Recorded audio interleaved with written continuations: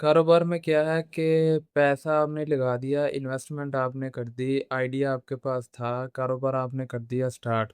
अब कारोबार स्टार्ट करने से कारोबार में कामयाबी नहीं है, सिर्फ़ आगाज़ कर लेने से इंसान तरक्की नहीं कर जाता और आपका काम चल भी नहीं पड़ेगा ना। कारोबार में जो मेन चीज़ है आपकी वो तो है कस्टमर डीलिंग।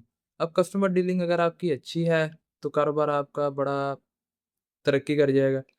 अगर आपकी कस्टमर डीलिंग अच्छी नहीं है, फिर कारोबार आपका नुकसान में चला जाएगा। अब कस्टमर डीलिंग में क्या होता है कि कुछ लोग कस्टमर नहीं डील करते। वो क्या करते हैं, वो अपनी जो रिश्तेदारियाँ हैं, अपनी यारियाँ दोस्तियाँ हैं, वो उनको डील कर रहे होते हैं।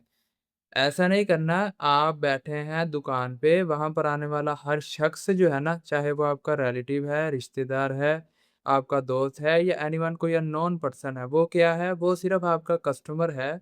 वो आपको पैसे देने के लिए आया है और आपसे चीज़ लेने के लिए आया है। मतलब क्या है कि आपके पास उसकी ज़रूरत की चीज़ है, वो आपसे अपनी ज़रूरत की चीज़ ले जाएगा और आपको देने के लिए उसके पास पैसे हैं, जो आपको चाहिए मतलब पैसे के लिए आप कारोबार कर रहे हैं ना। आपको पैसे की ज़रूरत है, उसको चीज़ की ज़रूरत है, वो आपको पैसे दे जाएगा और चीज़ ले जाएगा।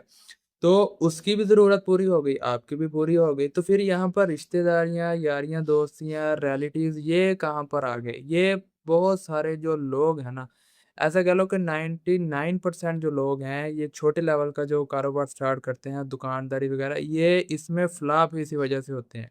क्यों?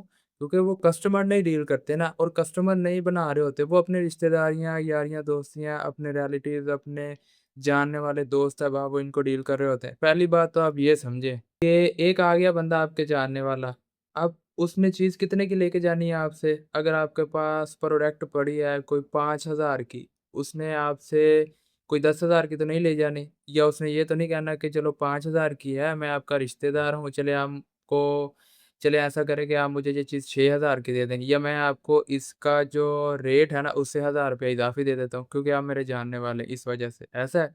ऐसा कभी भी नहीं होगा, वो क्या करेगा जितने की आपने चीज़ देनी है, वो उतने की ले जाएगा। अगर एक अननोन बंदा आ गया, अननोन पर्सन, अब अननोन पर्सन आ गया वो क्या करेगा? वो भी ज़ाहिर-सी बात है कि चीज़ अगर है 5,000 की तो 5,000 की लेके जाएगा। तो जब कस्टमर आपका आपको एज़ अ दुकानदार ही ट्रीट कर रहा है तो फिर आप कस्टमर को कस्टमर से हटकर रिश्तेदारियों में क्यों कन्वर्ट कर रहे हैं? ऐसा तो नहीं होता कि आपके दुकान पे आपका कोई जानने वाला आया है, वो आते हुए घर से आपके लिए खाना ले आया है और अगर कोई अननोन पर्सन आया है, तो वो आपके लिए खाली हाथ आ गया, ऐसा तो नहीं होगा, कभी भी नहीं होगा ना ऐसा। वो जो आए हैं ना, उनको ज़रूरत है किस चीज़ की जो आपके पास पड़ी है और आपको ज़रूरत किस चीज़ की है? पैसे की जो उनके पास है। अब वो आपसे आपकी ज़रूरत की चीज़ ले जाएँगे और आपको आपकी ज़रूरत की चीज़ दे जाएँगे। कारोबार में होता ही ये है।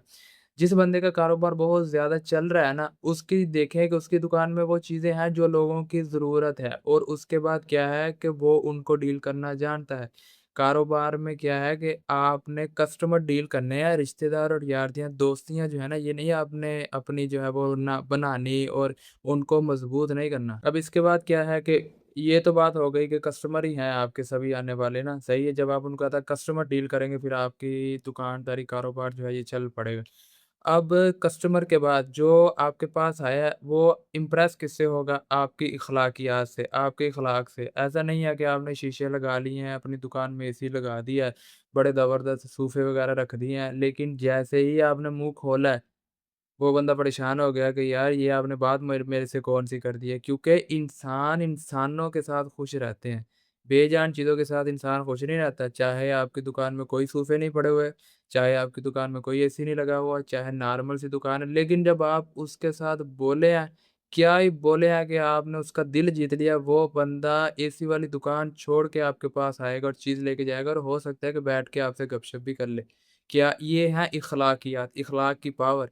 जो चीज़ें पैसे से इंसान नहीं खरीद सकता ना, इखलाकियात से वो चीज़ खरीदी जा सकती है। कस्टमर आपने खरीद लिया, आपने ऐसा उसके साथ इखलाक किया, उसको आपने इस तरह ट्रीट किया कि वो बंदा लाइफ़ टाइम के लिए आपका कस्टमर बन गया। आपने कस्टमर खरीद लिया, पैसा आपने सारी ज़िंदगी उसका खरीद लिया, मतलब पैसे से मुराद है कि जितनी देर भी वो हयात रहेगा और जितनी देर भी आपकी दुकानदारी रहेगी, उसको ज़रूरत की चीज़ें अगर उसको लेनी पड़ती हैं, जो आपके पास अवेलेबल हैं, वो आपके पास आएगा ना?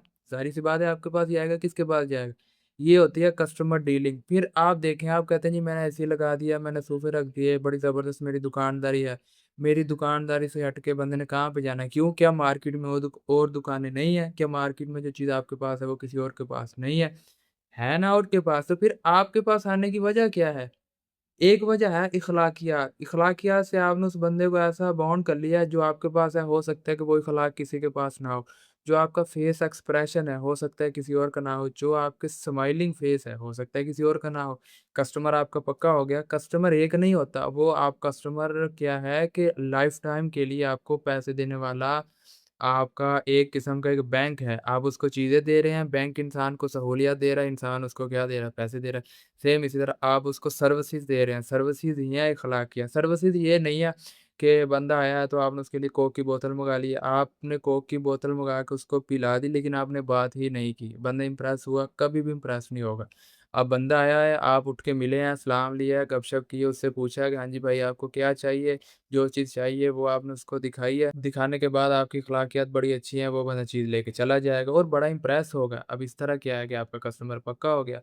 अब अगर आप उसके साथ बातचीत ही नहीं कर रहे हैं, गपशप ही नहीं कर रहे हैं, बोल ही नहीं रहे हैं, बेजान चीज़ें आपने सजा के रखी हैं और आप कहते हैं कि बेजान चीज़ें से बंदा इम्प्रेस हो जाए। अगर बंदे ने बेजान चीज़ों से इम्प्रेस होना है, तो फिर दुकानदार पे इंसान के खड़े होने की ज़रूरत ही क्या है? फिर मशीनें खड़ी हो जाएँ बस, बंदा आए, मशीन में पैसे डाले, चीज़ ले। जिस तरह होता है ये आप कभी किसी बड़े ब्रांड पे जाएँ ना, तो उन्होंने एक जिस तरह वो गेट टाइप उन्होंने रखा होता है, अब उसमें लगे हुए सेंसर। अगर आप कोई चीज़ उठा के बाहर ले जाने लगे हैं ना, तो वो बोल पड़ेगा, यानी वो सीटी टाइप उसका सायरन बज पड़ेगा। इसका मतलब क्या है कि आप उठा के लेके जा रहे हैं, पैसे पे नहीं कर रहे। तो क्या है, वो उसने बता दिया कि इस बंदे ने ये चीज़ उठाई है, चोरी लेके जा रहा है, इसके पैसे पे नहीं हुए। तो सेम इसी तरह फिर इंसानों को खड़े होने की क्या ज़रूरत है? बैंक में एटीएम मशीन है, एटीएम मशीन से इंसान जाता है, पैसे निकाल लेता है, लेकिन फिर भी उसे बैंक में जाके बंदे से अगर ज़रूरत पड़ गई, तो बंदे से ही रहनुमाई लेनी पड़ती है।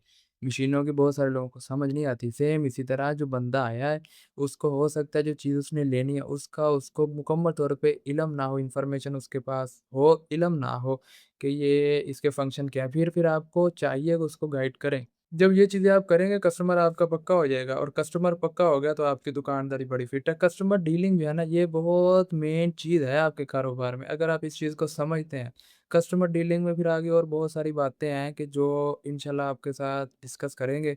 अभी इतना ही ठीक है कि आप इस पे अमल करेंगे। कस्टमर को कस्टमर समझें, रिश्तेदारियाँ ना पालें, यारियाँ दोस्तियाँ ना पालें। जब हर कस्टमर को एज़ अ कस्टमर समझेंगे, चाहे वो ₹10 का है, चाहे 10,000 का है।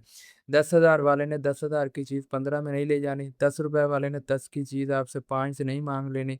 आपके लिए हर कस्टमर जो है वो एक बराबर होना चाहिए, चाहे वो बड़े लेवल का है, ये छोटे लेवल का है, कोई बड़ी चीज़ लेने आया है, ये छोटी लेने आया है, तो कतरे-कतरे से दरिया बनता है। अगर सिर्फ़ आपने बड़ी चीज़ें ही सेल करनी है, तो छोटी चीज़ें आप अपनी दुकान से निकाल दें, जो छोटी कम प्राइस वाली हैं। अगर छोटी ही सेल करनी है, तो बड़ी वाली फ़ारिग कर दें। अगर दोनों ही करनी है, फिर दोनों कस्टमर को एक जैसे ट्रीट करें। जब ऐज़ा एक जैसे ट्रीट करेंगे, अल्लाह की ज़ात को भी पसंद आएगी और इंसानियत के साथ आपका रिश्ता भी मुख़लिस हो जाएगा। यही चीज़ आहिस्ता-आहिस्ता आपको तरक्की पे ले जाएगी।